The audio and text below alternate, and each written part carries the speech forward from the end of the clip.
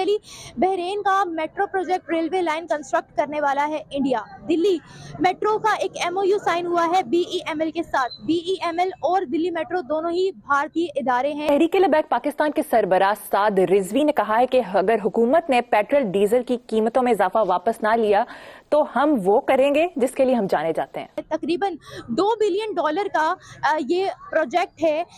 इसका phase 1 construct होने वाला है। इंडिया इसकी कंस्ट्रक्शन करवाने वाला है। जिहाद करना है, इंडिया को तबाह करना है और कश्मीर लेना है और कब्जा करना है कश्मीर पर। यह है हम में और उनमें फ़र्क।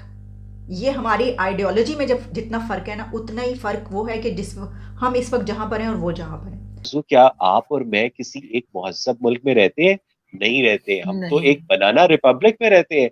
पूरी दुनिया इस वक्त सुपर पावर्स और पूरा वेस्ट उस मुल्क की तरफ भाग रहा है कि हमारे साथ इसके प्रोजेक्ट्स हों, और ये जिस तरीके से एक राइजिंग कंट्री है और जहां पर पहुंचने लगा है, तो हमारे साथ इसके ताल्लुकात बड़े अच्छे होने चाहिए। अगर पाकिस्तान में प्राइम मिनिस्टर होते तो वो कार्रवाई करते। पाकिस्तान में प्राइम मिनिस्टर कोई नहीं है। पाकिस्तान में प्राइम मिनिस्टर के कपड़े पहनाए जाते हैं और उसके अंदर एक पपेट होता है जो डुगडुगी के ऊपर नाचता है। आरजू काजमी, मैं जब देख रहा हूं इस वक्त के भारतीय कहां से कहां जाते जा रहे हैं, तो जब अपने आप को देखता हूं तो शर्मिंदगी से अलावा कुछ भी नहीं है। मैडम G20 की मीटिंग आपको पता होगी कि इंडिया लीड कर रहा है इसको, तो पाकिस्तान को बाहर कर दिया गया G20 की मीटिंग के अंदर से। आप नहीं समझते कि पूरी दुनिया को वर्ल्ड अब इंडिया लीड कर रहा है, अब हमें बाहर कर दिया गया? क्या समझते हैं इससे पाकिस्तान को कितना नुकसान होगा? हाफिज सईद साहब आए हैं, लेकिन मिलिट्री के कमांडो टाइप लोग जो थे उनको प्रोटेक्शन प्रोवाइड कर रहे थे। हेलो दोस्तों, यूके के बाद अब भारत का डंका बहरीन में भी बजने लगा है। हम सब जानते हैं दोस्तों कि UK police made in India jeep चला रही थी। उसी तरह से अब बहरीन भारत के साथ मिलकर मेट्रो ट्रेन अपने देश में बनवा रहा है। दोस्तों, ये भारत के लिए एक बहुत बड़ी गर्व की बात है, क्योंकि कुछ साल पहले तक भारत खुद के मेट्रो ट्रेन बनवाने के लिए बाहर के देशों पर डिपेंड था। लेकिन अब मेड इन इंडिया का ऐसा जादू चला कि भारत आत्मनिर्भर बनने के साथ साथ बाकी देशों में मेट्रो ट्रेन बना रहा है। वहीं दूसरी तरफ हम कुछ दिनों से देख रहे हैं कि जब से पाकिस्तान FATF की ग्रे लिस्ट से बाहर निकला है, तो जितने भी वर्ल्ड मोस्ट वांटेड आतंकवादी थे वे सभी अपने बिल से एक एक करके बाहर निकल रहे हैं और पाकिस्तान के चौराहे पर खड़े होकर भारत के खिलाफ गजवाए हिंद का नारा लगा रहे हैं। ये सब देखकर समझ में आ रहा है कि वो दिन अब दूर नहीं जब वापस पाकिस्तान FATF की ग्रे लिस्ट में जाएगा। तो चलिए दोस्तों, आगे इसी पर पाकिस्तानी मीडिया का रिएक्शन देखते हैं। एक दो दिन पहले ये खबर भी चल रही थी कि हाफिज सईद, जिसको हम लोगों ने कहा है कि 31 ईयर्स के लिए जेल कर दिया है, वो तो गोटकी में सिंध में घूम फिर रहा है।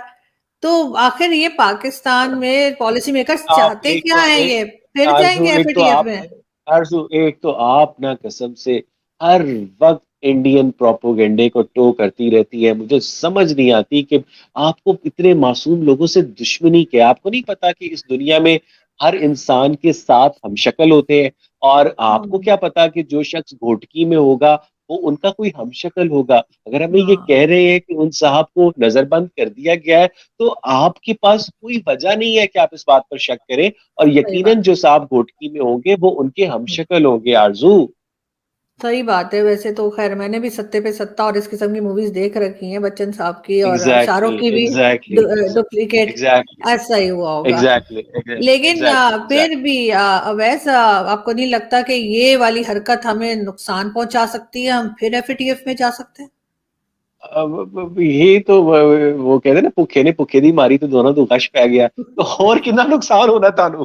ठीक है, आपका मुल्क जो है इस वक्त, अगर पाकिस्तान एक शख्स होता तो ज़कात का मुस्तहिक होता। ठीक है, अब पहले तो कुदरती आफात मुल्क में आया करती थी, तो अनवर मकसूद कहते थे कि अल्लाह डॉलर नहीं दे सकता है तो अल्लाह सैलाब तो भेज सकता है। तो पाकिस्तान में जब सैलाब जल्जला आता था तो ये कटोरा उठाकर मांगने निकल जाते थे। अब तो तुर्की और शाम के जल्जले पे भी वजीर आजम शहबाज शरीफ साहब मांग रहे हैं। आप फोन करें मुझे या किसी और को, आपको पता चलेगा कि तुर्की और शाम के जल्जले के लिए इमदाद दीजिए। उल्लू के पट्टो, पहले जो पाकिस्तान के अंदर रहते हैं उन सैलाब मुतासरीन तक तो इमदाद भेज दो।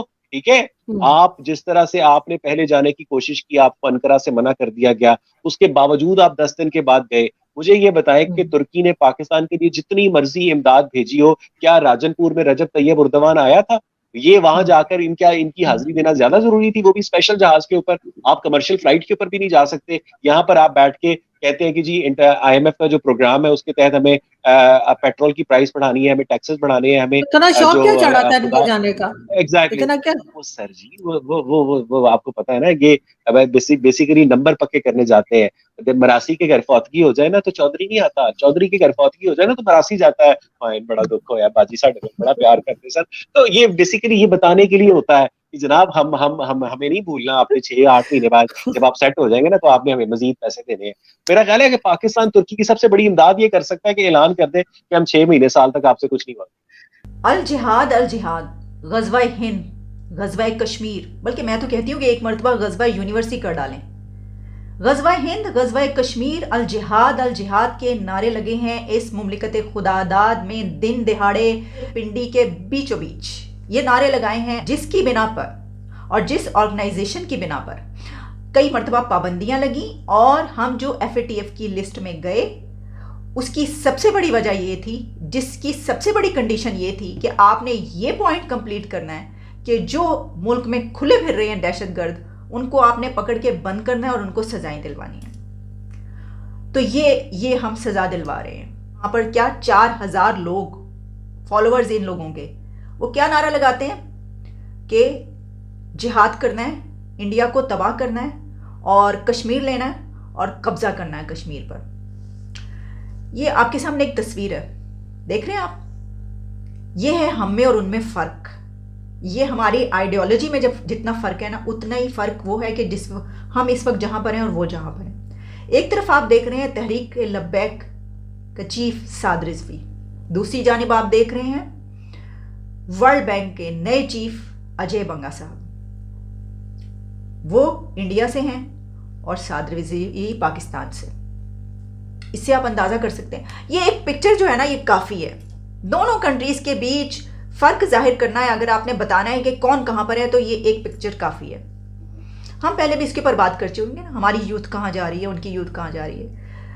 कल के रोज मंडे को 27 फेब को साद रिजवी ने पूरा मुल्क बंद करने, महंगाई के खिलाफ इसकी कॉल दी हुई है। कल हड़ताल होगी। जबकि एक तरफ वर्ल्ड बैंक का जो चीफ है इंडिया के अजय बंगा, वो अपना जो है वो वहां पर अपना ओहदा उन्होंने संभाला है। FATF में गए हुए, बल्कि FATF से निकले हुए हमें अभी जुमा 4 दिन हुए हैं। वो कहते हैं कि जब अक्ल पर पत्थर पड़ जाएं तो मातम करने से भी कुछ नहीं होता।